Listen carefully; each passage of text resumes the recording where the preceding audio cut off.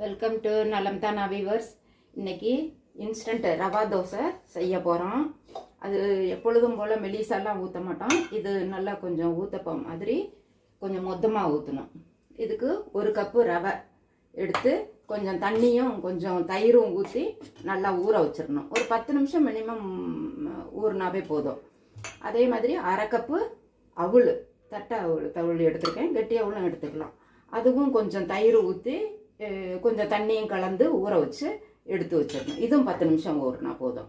இதை ரெண்டையும் மிக்சியில், பெரிய மிக்சி எடுத்துட்டு வந்துடுறேன். இது சின்ன மிக்சியில் ஊறினதுக்கப்புறமேலு இதை மிக்சி பாத்திரத்தில் போட்டுடலாம்.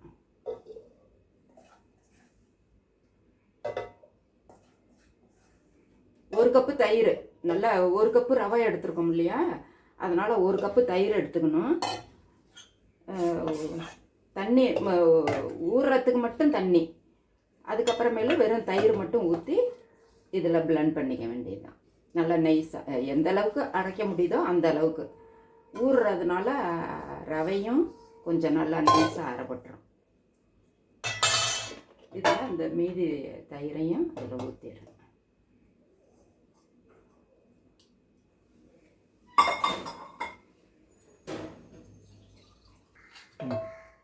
இதை ரெண்டையும் சேர்த்து நல்லா நைஸாக அரைச்சாச்சு. இதை ஒரு பாத்திரத்தில் மாற்றிக்கலாம். சாதாரணமாக தோசைக்கு எப்படி கரைப்போமோ அந்தளவுக்கு திக்னஸ் இருந்தால் போதும். ரொம்ப தண்ணி ஆட்டம் அதுக்குன்னு கரைச்சிடக்கூடாது. ஓரளவுக்கு. இதில் இப்போ உப்பும் தயிரே இந்த புளிப்புத்தன்மைக்கே மெதுவு கொடுக்கும். இருந்தாலும் சும்மா கொஞ்சமாக ஒரு சிட்டிகை ஆப்ப சோடா கலந்துக்கலாம். ஆப்ப சோடா கலந்தோம்னா கொஞ்சம் நல்லா ரொம்ப சாஃப்டாக கிடைக்கும். கொஞ்சமாக தண்ணி ஊற்றி அரைச்சிக்கலாம். தோசை மாவு கலத்துக்கு அடுப்பை பற்ற வச்சு உப்பு போடணும். உப்பு போட மறந்துட்டேன்.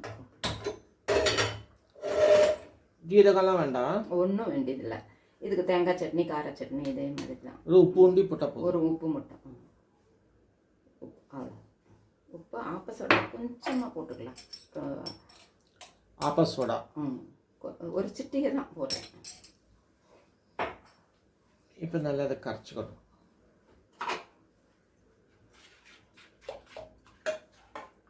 இது மாவு ஒன்றும் இல்லாத அன்னைக்கு இது மாதிரி சும்மா ஒரு 10 இன்ஸ்டன்ட் ரவா தோசை.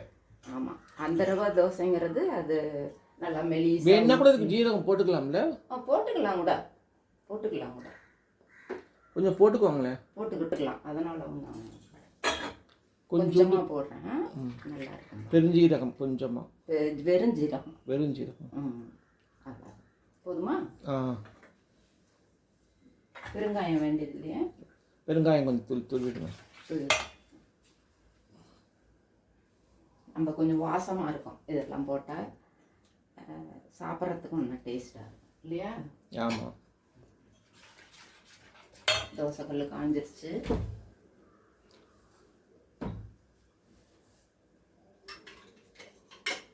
இதில் எண்ணெய் கொஞ்சம் தடவி. சத்தமாக பேசுங்க, மெதுவாக அப்படியே உள்ளே போயிடுது. எண்ணெய் தடவியாச்சு. இப்போ தோசைக்கு ஊற்றுறாப்புலையே தான் நல்லா.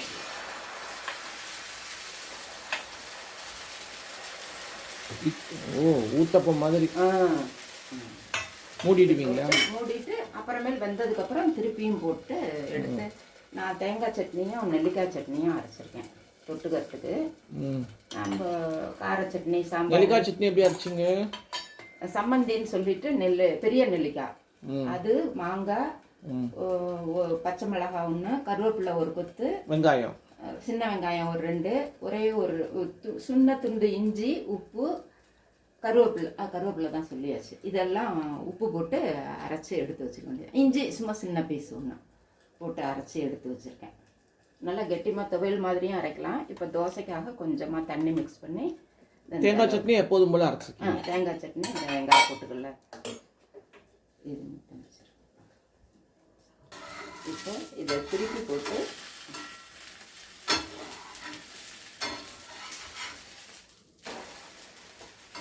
கொஞ்சம் கல் சப்பாத்தி போட்டு எடுக்கவும் கொஞ்சம் ரெட்டிஷ் ஆகிடுச்சு. நெய்யை கூட ஊற்றிக்கலாம். சுற்றிலும் நெய் ஊற்றி சாப்பிட்டோம்னா ரொம்ப நல்லா இருக்கும்.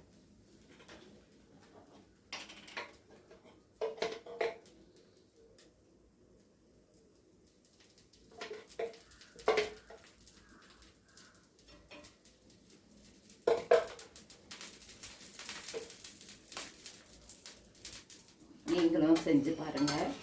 இது வந்து மாவு திடீர்னு வீட்டில் இல்லைன்னா நம்ம என்ன செய்கிறதுன்னு யோசிக்கிறப்ப இது மாதிரி எப்படியும் ரவையும் அவ்வளோ வீட்டில் வச்சுருப்போம். கொஞ்சம் வெயிட். இல்லை இது மாதிரி செஞ்சு சாப்பிட்டுக்கலாம். ஒரு வித்தியாசமான தோசையாகவும் இருக்கும். நீங்களும் இது மாதிரி செஞ்சு பாருங்கள். நலம் தானா சேனலுக்கு சப்ஸ்கிரைப் பண்ணுங்கள், பெல் பட்டனை ப்ரெஸ் பண்ணுங்கள். மாவு நல்லா கொஞ்சம் கெட்டிமாகவே இருக்கலாம். இந்த இட்லி மாவு பதத்துக்கு இருக்கணும்.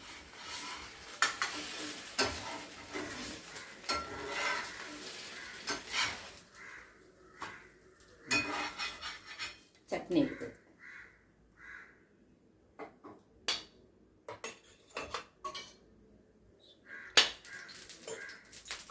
நீங்களும் செஞ்சு பாருங்கள். பெல் பட்டனை ப்ரெஸ் நலம் தானா சேனலுக்கு சப்ஸ்கிரைப் பண்ணுங்கள், பெல் பட்டனை ப்ரெஸ் பண்ணுங்கள். வேறு ஒரு வீடியோவில் பார்க்கலாம். தேங்க்யூ.